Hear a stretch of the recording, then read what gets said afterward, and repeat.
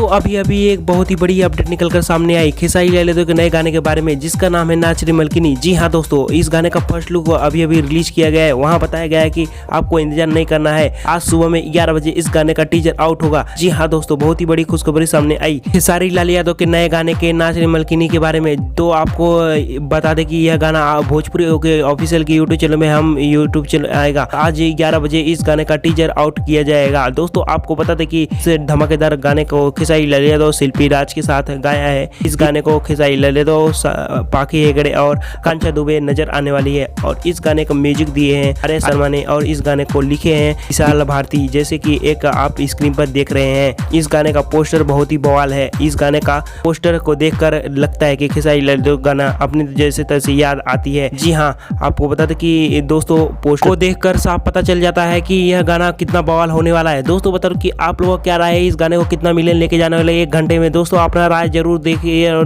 दीजिए। और दोस्तों हमारा वीडियो पसंद आए लाइक करें, कमेंट करें, शेयर करें, सब्सक्राइब करें।